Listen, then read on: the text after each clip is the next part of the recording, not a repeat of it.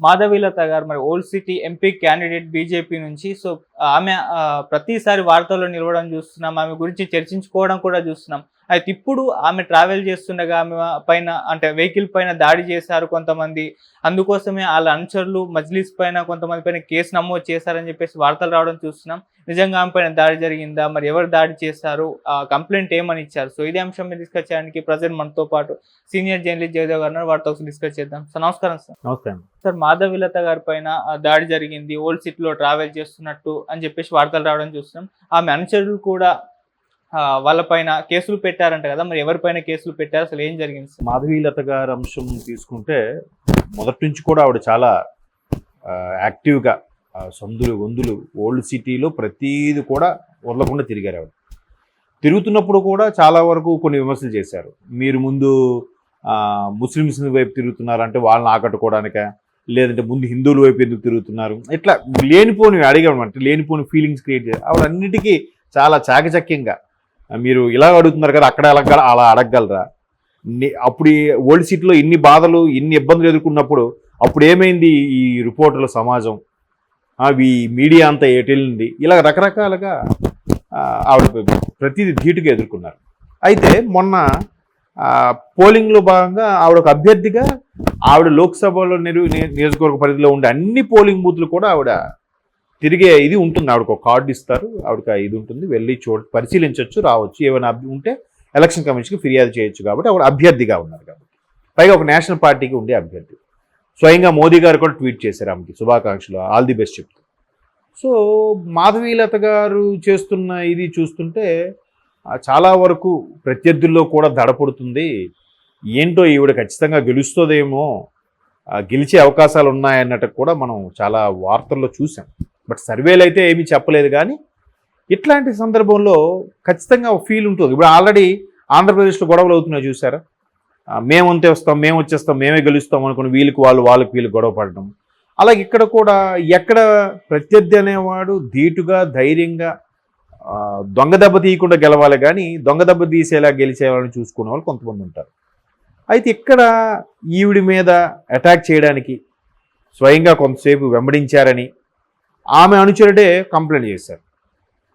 So ఎవరు ఒక particular ఆ పార్టీకి చెందిన ఎంఐఎం పార్టీకి చెందిన వ్యక్తి ఎవరో యాస్ట్రారాఫర్తో ఎవరో సంథింగ్ ఆయన చేశాడని ఆయన మీద కంప్లైంట్ చేయడం, వాళ్ళు కూడా ప్రూఫ్స్తో సంథింగ్ చూపించుంటారు, లేకపోతే అంతకే సెక్షన్ల కింద కేసు ఫైల్ చేయరు. అంతకుముందు ఏం జరిగింది, పోలింగ్ రోజు ఆవిడ అన్ని తిరుగుతున్నప్పుడు ఒకదాని సందర్భంలో ఎంఐఎం అభ్యర్థి అజదుద్దీన్ గారు అలాగే బీజేపీ అభ్యర్థి ఈవిడ ఎదురు ముఖం పడడం వల్ల ఎవరు వర్గం వాళ్ళు బాగా దిగుతారు కదా, మా వాళ్ళంటే మా వాళ్ళు, మాకు ముందు దారి ఇవ్వాలి, మేము ముందు వెళ్ళాలంటే మేము ముందు వెళ్ళాలి, చిన్న చిన్నవి మన దాన్ని మున్సిపల్ వాటర్ ధర బిందులతో కొట్టుకుంటున్నట్టుగా అట్లా సిలిసిలిగా ఉంటుంది జనాల ఇగోలుకి అవన్నీ అబ్జర్వ్ చేస్తే. సో అట్లాంటి ఇష్యూస్ రావడం, అప్పుడు కూడా వెంటనే పోలీసులు వచ్చి చెదరగొట్టడము, వాళ్ళు కూడా వచ్చి మా ఏరియాకి వచ్చి మీరు బాబు ఏంటి, ఈ మొదటి నుంచి ఈయనే ఉన్నాడు కదా, మళ్ళీ మీరెవరు మాకు పోటీకి రావడం అన్నట్టుగా ఇవన్నీ. అంటే వాళ్ళకి ఆ స్థాయి వరకు వచ్చేసిన కారణం కొంత ఈ పార్టీలు కూడా. ఇప్పుడు ఆయన ఇప్పటికీ 4 సార్లు 5 సార్లు గెలిచాడంట, వాళ్ళ ఫాదర్ ఒక 4 సార్లు గెలిచాడంట, 9వ సారి ఇప్పుడు ఎంతో వరుసగా అదే పార్టీ ఎంపీగా ఉన్నారంట. అలా ఉన్నప్పుడు ఎలా ఉంటుంది, ఒక రకమైన ఫీలింగ్ వచ్చేస్తుంది కదా. సో మిగతా పార్టీలు కూడా సరైన అభ్యర్థులు పెట్టకపోవడం, అక్కడ ఇట్లాంటి విమర్శలు కూడా ఉన్నాయి. ఎందుకు పెట్టరు అక్కడ అంటే లోపాయకారంగా వాళ్ళకి మద్దతు ఉందా, వాళ్ళకి సపోర్ట్ ఇస్తున్నారా అని రకరకాలుగా ఎవరికి తోచింది వాళ్ళు మాట్లాడుతూనే ఉన్నారు విశ్లేషకులు కూడా. బట్ ఈసారి ఈవిడ ఇంతకుముందు ఆ ఓల్డ్ సిటీకి సంబంధించి హైదరాబాద్ లోక్సభ నియోజకవర్గం సంబంధించి ఎప్పుడు ఆయన పేరే అనబడేది, మిగతా ప్రత్యర్థులు ఎవరు పోటీ చేస్తున్నారో నామకే వాస్తే ఉండేది, ఎవరి పేరు సరిగ్గా తెలిసేది కూడా కాదు. ఈసారి ఈవిడ పేరు అందరికీ తెలిసింది, బాగా ఆవిడ అలా కష్టపడింది, అలా పబ్లిసిటీ కూడా చేసింది. మరి నిర్ణయం అనేది ఎటు ఉండబోతుంది అనేది మనకు 4వ తేదీన తెలుస్తుంది. అయితే దేశవ్యాప్తంగా కూడా ఉత్కంఠభరితంగా చూస్తున్నారు హైదరాబాద్ ఏం జరగబోతుంది ఏంటి. 9 సార్లు గెలిచిన వ్యక్తికి కంచుకోట బద్దలు కొట్టబోతుందా, లేదా మరలా ఆయనే వస్తాడా, వచ్చినా ఈవిడ మంచి గట్టి పోటీ ఇవ్వబోతుందా అనేది బిగ్గెస్ట్ క్వశ్చన్.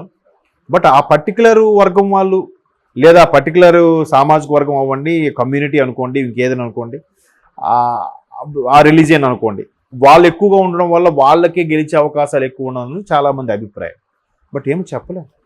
బీజేపీ కూడా తీసుకున్న కొన్ని నిర్ణయాలు అందరికీ ఫేవర్గా ఉండడం, అందరికీ నచ్చేలా ఉండడం వల్ల కదా బయటికి ఏమనలేక గమ్ముగా ఉండొచ్చు, కానీ లోపలికి వెళ్ళాక వేరే బుద్ధొచ్చు కదా, వేరేగా వేయచ్చు కదా. ఓటు ఎవరికి వేసాము అని పట్టుకున్న భార్యకి కానీ కన్న తల్లికి కూడా చెప్పాల్సిన అవసరం లేదు మన రాజ్యాంగం ప్రకారం. ఎవరి అభిప్రాయం వాళ్ళు వేసి ఉండొచ్చు, అలాంటప్పుడు ఇప్పుడు గట్టి పోటీ ఇచ్చిండొచ్చు. సో ఏమవుతుంది అనేది, ఎలా ఉండబోతుంది అనేది మనకి ఇంకొక 2 వారాల్లో క్లారిటీ వస్తుంది. అయితే ఇప్పుడు ఈవిడ గెలిచేస్తుంది, లేకపోతే ఈవిడ ఓటు ఎంత బాగా చీల్చిందనే ఇదో మొత్తానికి ప్రత్యర్థులకు నచ్చలేదు. ఆ పర్టికులర్ పార్టీకి సంబంధించిన ఎంఐఎం పార్టీకి చెందిన వ్యక్తి మీద వాళ్ళు వెంబడించేలాగా చేశారంటే అది కొద్దిగా ఇబ్బంది కదా. అంటే దుర్భాషలాడి నువ్వు మా ఏరియాకి వస్తావేంట్రా అన్నట్టుగా మాట్లాడి అన్ని ప్రూఫ్స్ లేకపోతే అన్ని సెక్షన్ల కింద చేయదు. బట్ ఈవిడ అనుచరుడు ఎవరు నసీం ఉన్నారు, ఆయన అంటే ఈవిడ దగ్గర అన్ని వర్గాల వాళ్ళు ఉన్నారు. ఆ వర్గాలకు చెందిన వ్యక్తులు సరిగ్గా కంప్లైంట్ ఇవ్వడం, వాళ్ళు నోటిఫై చేయడం, ఇది మెల్లగా ఎలక్షన్ దృష్టి కూడా తీసుకెళ్లే అవకాశం ఉంది. ఇంకోటి ఏంటంటే ఆవిడ కూడా ఒక పర్టికులర్ బూత్ దగ్గర కావాలని వాళ్ళు బురకాలు ఏవో ధరించి లోపల మగవాళ్ళు కూడా అలా వెళ్ళిపోయారనేది ఆమె అభియోగం. లేదంటే రిగ్గింగ్ చేసే ఉన్నాయన్నట్టుగా నిన్న మొన్న కూడా సోషల్ మీడియాలో వైరల్ అయ్యింది. ఒకే వ్యక్తి గ్యాప్ ఇచ్చి బటన్ నొక్కి ఓటు వేసేయడం అట్లాంటి. బట్ అది 2-3 మిత్రులకు అడిగితే ఇది ఇప్పుడు కాదు, ఇంతకుముందు జరిగింది, ఎప్పుడుదో బహదూర్పురాలో ఎక్కడో జరిగింది, అది ఇప్పుడు వైరల్ అవుతుంది అన్నట్టు కూడా చెప్పారు. బీజేపీ కూడా తీసుకున్న కొన్ని నిర్ణయాలు అందరికీ ఫేవర్గా ఉండడం, అందరికీ నచ్చేలా ఉండడం వల్ల కదా బయటికి ఏమనలేక గమ్ముగా ఉండొచ్చు, కానీ లోపలికి వెళ్ళాక వేరే బుద్ధొచ్చు కదా, వేరేగా వేయచ్చు కదా. ఓటు ఎవరికి వేసాము అని పట్టుకున్న భార్యకి కానీ కన్న తల్లికి కూడా చెప్పాల్సిన అవసరం లేదు మన రాజ్యాంగం ప్రకారం. ఎవరి అభిప్రాయం వాళ్ళు వేసి ఉండొచ్చు, అలాంటప్పుడు ఇప్పుడు గట్టి పోటీ ఇచ్చిండొచ్చు. సో ఏమవుతుంది అనేది, ఎలా ఉండబోతుంది అనేది మనకి ఇంకొక 2 వారాల్లో క్లారిటీ వస్తుంది. అయితే ఇప్పుడు ఈవిడ గెలిచేస్తుంది, లేకపోతే ఈవిడ ఓటు ఎంత బాగా చీల్చిందనే ఇదో మొత్తానికి ప్రత్యర్థులకు నచ్చలేదు.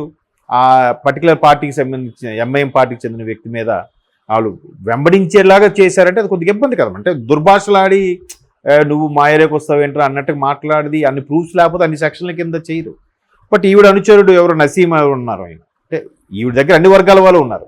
ఆ వర్గాలకు చెందిన వ్యక్తులు సరిగ్గా కంప్లైంట్ ఇవ్వడం, వాళ్ళు నోటిఫై చేయడం, ఇది మెల్లగా ఎలక్షన్ దృష్టి కూడా తీసుకెళ్లే అవకాశం ఉంది. ఇంకోటి ఏంటంటే ఆవిడ కూడా ఒక పర్టికులర్ బూత్ దగ్గర కావాలని వాళ్ళు బురకాలు ఏవో ధరించి లోపల మగవాళ్ళు కూడా అలా వెళ్ళిపోయారనేది ఆమె అభియోగం. లేదంటే రిగ్గింగ్ చేసే ఉన్నాయన్నట్టుగా నిన్న మొన్న కూడా సోషల్ మీడియాలో వైరల్ అయ్యింది. ఒకే వ్యక్తి గ్యాప్ ఇచ్చి బటన్ నొక్కి ఓటు వేసేయడం అట్లాంటి. బట్ అది 2-3 మిత్రులకు అడిగితే ఇది ఇప్పుడు కాదు, ఇంతకుముందు జరిగింది, ఎప్పుడుదో బహదూర్పురాలో ఎక్కడో జరిగింది, అది ఇప్పుడు వైరల్ అవుతుంది అన్నట్టు కూడా చెప్పారు.